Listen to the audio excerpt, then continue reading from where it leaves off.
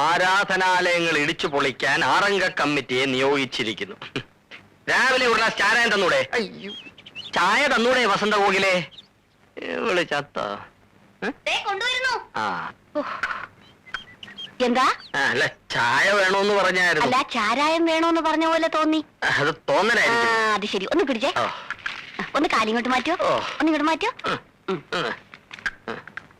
ഈ എണീറ്റാൽ ഉടനെ ചായ കുടിക്കണമെങ്കിലേ ചേട്ടനും കൂടെ അടുക്കളയിലോട്ട് വന്ന് എന്നെ ഒന്ന് ഹെൽപ്പ് ചെയ്തൂടെ? ഹെൽപ്പ് വേണോ? എന്നാ ഞാൻ പറഞ്ഞ പോലെ ഒരു സെർവന്റ് ഏർപ്പാട് ചെയ്യണം. ഓഫീസിൽ പോക്കും അടുക്കള ജോലിയും കൂടെ എനിക്ക് ഡിഫിക്കൽട്ടാ. പിന്നെ ചേട്ടാ, അഡ്വക്കേറ്റ് നന്ദകുമാർ ചേട്ടന്റെ ഫ്രണ്ടാണെന്നല്ലേ പറഞ്ഞത്? എന്താ അവനെ പറ്റി വാർത്ത വല്ലതും പത്രത്തിൽ വന്നോ? വാർത്ത വരാനുള്ള സമയമായിട്ടില്ലല്ലോ. പ്രശ്നങ്ങൾ അവിടെ തുടങ്ങിയിട്ടല്ലേ ഉള്ളൂ. ചേട്ടാ, ഞാൻ നന്ദകുമാറിന്റെ വൈഫുമായി ഒന്ന് ടോക്ക് ചെയ്താലോ? അങ്ങനെ ടോക്കണ്ട. അല്ല, പെണ്ണിന്റെ മനസ്സിൽ എന്താണെന്നറിയാലോ. വല്ല ലവ്വോ എന്താ? ലവ്വും ഇല്ല, കിവും ഇല്ല. ഇനി അഥവാ അവളുടെ മനസ്സിൽ എന്തെങ്കിലും ഇച്ചിരി ഉണ്ടെങ്കിൽ അത് വളച്ചൊടിച്ച് വലുതാക്കി കാണിക്കുന്നത് അല്ലെങ്കിൽ വക്കീലന്മാരുടെ പൊതു സ്വഭാവമാണ്. ഇതുകൊണ്ടാണ് ഞാൻ LLBക്ക് പോകാത്തത്. നീ അവിടെ സംസാരിച്ച് എന്താ എന്നെ വിളിച്ചത്? നീ എന്നോ? കല്യാണം കഴിഞ്ഞ് ഇത്ര ദിവസം ആയുള്ളൂ, അപ്പോഴേക്കും കണ്ടില്ലേ ഒരു പുരുഷ മേധാവിത്വം? നീ പോലും. ഞാൻ പിന്നെ എന്റെ ഭാര്യ എന്താ വിളിക്കേണ്ടത്? വസന്ത കോകിലെന്ന് വിളിക്കണം. ഓ, അത് ഭയങ്കര നീളമല്ലയോ? എന്നാ പിന്നെ ചേട്ടന്റെ ഇഷ്ടം പോലെ അങ്ങ് ചുരുക്കി വിളിച്ചോ. എങ്ങനെ ചുരുക്കും? സുലോചനെ സുലു, വസുന്ധരെ വസു, ആമീനെ ആമി എന്നൊക്കെ വിളിക്കൂലേ? ഈ ബുദ്ധി എനിക്ക് പോയില്ലല്ലോ.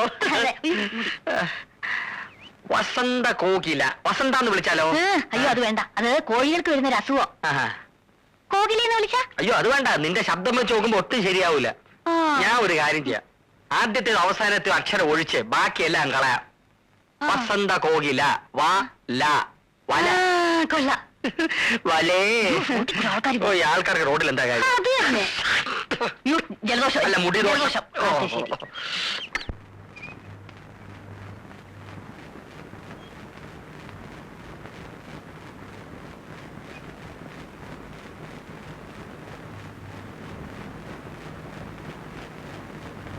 വല്ല കവിതയോ കഥയാണോ എഴുതുന്നത്? കുറച്ച് കുസൃതിയും കുന്നായ്മയും ഉണ്ടെന്നേ ചന്ദ്രഭാനു പറഞ്ഞുള്ളൂ. എഴുതുന്ന അസുഖമുണ്ടെന്ന് ഭാനു പറഞ്ഞില്ലല്ലോ. ഞാൻ അതൊന്നും അല്ല എഴുതിയത്. മറ്റുള്ളവരെ ചിരിപ്പിക്കാൻ മഹാവിരുദാണെന്നാ കേട്ടത്. എന്നിട്ട് പാടുപെട്ട് ഞാനൊരു തമാശ പറഞ്ഞിട്ട് ആദ്യം അത് സീരിയസ് ആയിട്ട് എടുത്ത് പറഞ്ഞല്ലോ. കോടതിയിലെങ്ങാനമാണിത് പൊട്ടിച്ചിരുന്നെങ്കിൽ ഇപ്പൊ കൂട്ടച്ചിരി വരുന്നേനെ. ഈ മുറിയിൽ തന്നെ ഇങ്ങനെ ഇരുന്നാ മതിയോ? ആളെ കാണിക്കാനെങ്കിലും അടുക്കളയിലോട്ടൊന്നും ചെന്നില്ലേ അമ്മയ്ക്ക് എന്തോ തോന്നുന്നു. മരുമോള് വന്നിട്ട് വീടിന്റെ താക്കോലും ഏൽപ്പിച്ചിട്ട് കാശിയിലോ രാമേശ്വരത്തോ തീർത്ഥാടനത്തിന് പോവാന്ന് പറഞ്ഞിരിക്കുകയായിരുന്നു അമ്മാവിയമ്മ. കേട്ടോ?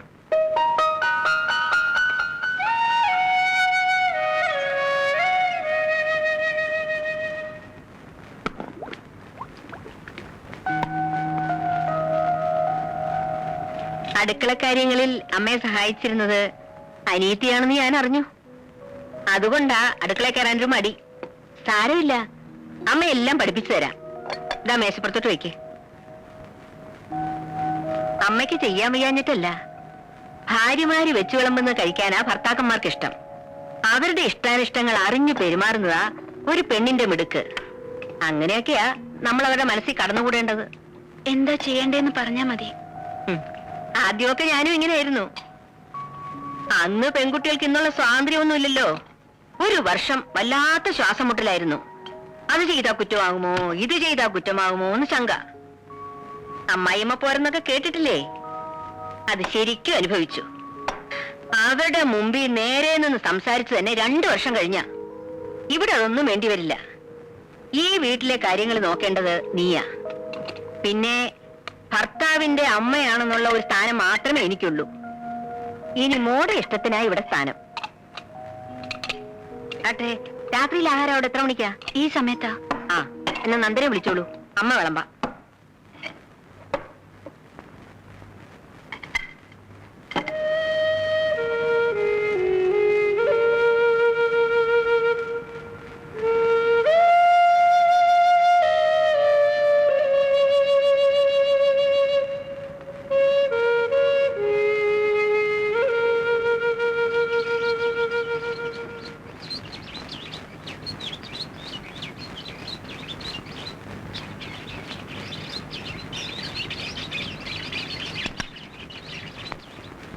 ചായ ഇരുന്ന് തണുക്കുന്നു. അവൾ എണീറ്റില്ലേ മോനെ?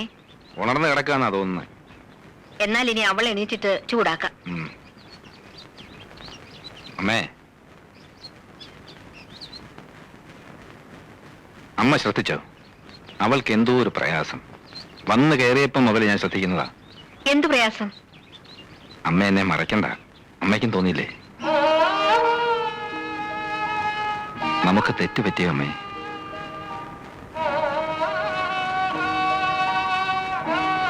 ആതിരയുടെ ഇഷ്ടം നോക്കാതാണോ ഈ വിവാഹം നടത്തിയത്? നിന്നോട് ഇതൊക്കെ ആര് പറഞ്ഞു? ജനിച്ച വീടും അച്ഛനെയും അമ്മയൊക്കെ വിട്ടിട്ട് വന്നതല്ലേ. പുതിയ ചുറ്റുപാടുമായിട്ട് ഇണങ്ങിച്ചേരാൻ ബുദ്ധിമുട്ട് കാണും. അതെനിക്ക് അറിയാഞ്ഞിട്ടല്ല. അതെല്ലാ പെൺകുട്ടികൾക്കും ഉള്ളതല്ലേ. ഇതല്ല. എന്നോടെന്തോ ഇഷ്ടക്കുറവുള്ളതുപോലെ. വേണ്ടാത്തതൊന്നും ചിന്തിക്കണ്ട. അവൾ ഇങ്ങോട്ട് വന്നിട്ട് കുറച്ച് ദിവസങ്ങളിലേ ആയുള്ളൂ. എല്ലാം നേരെയാകുമെന്ന് സമാധാനിക്കേ.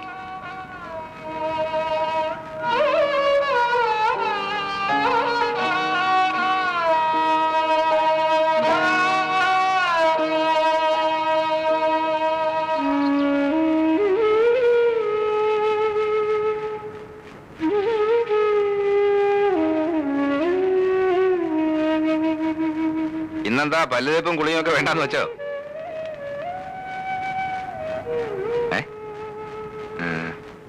എന്താ സുഖമില്ലേ? ഇരിക്കെ. ആതിരയ്ക്ക് ഇവിടെ എന്തെങ്കിലും ബുദ്ധിമുട്ടുണ്ടെങ്കിൽ തുറന്നു പറയണം. എന്നോട് പറയാൻ മടിയാണെങ്കിൽ അമ്മയോട് പറഞ്ഞാൽ മതി. അമ്മയെ ഒരു അന്യായിട്ട് കാണരുത്.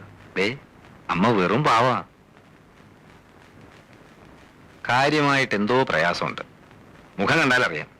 ഞാനത് അമ്മയോട് പറഞ്ഞു. അപ്പൊ അമ്മ പറഞ്ഞ എന്താണെന്നറിയാവോ? വീട് വിട്ട് നിൽക്കുന്നതിന്റെ ആണെന്ന്. അത് തന്നെയാവും കാരണമെന്ന് ഞാൻ ആശ്വസിച്ചോട്ടെ. എന്തായാലും തുറന്നു പറയാൻ മടിക്കണ്ട. എനിക്കൊരു പ്രയാസമില്ല. നീ വേഗം കുളിച്ച് റെഡിയാവും. നമുക്ക് ഒന്ന് പുറത്തോട്ട് പോണം. ചെല്ല.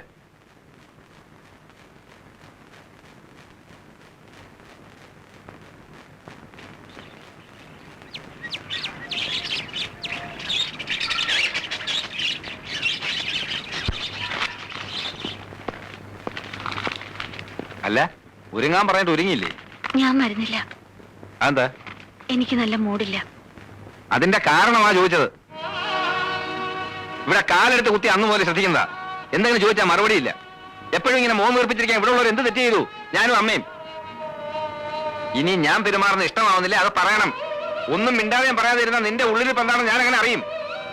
അതല്ല, ഈ കല്യാണത്തിന് നിനക്ക് ഇഷ്ടമല്ലായിരുന്നു എന്തുകൊണ്ട് നേരത്തെ തുറന്നു പറഞ്ഞില്ല? നന്ദാ, പറയാതിരുന്നാ പിന്നെ എങ്ങനെയാ അമ്മേ? അത് നിർത്ത്. കല്യാണം കഴിഞ്ഞിട്ട് അധിക ദിവസം ആയില്ല. ഒച്ചയെടുത്ത് അയൽവക്കാരെ കൊണ്ടൊന്നും പറയിപ്പിക്കണ്ട.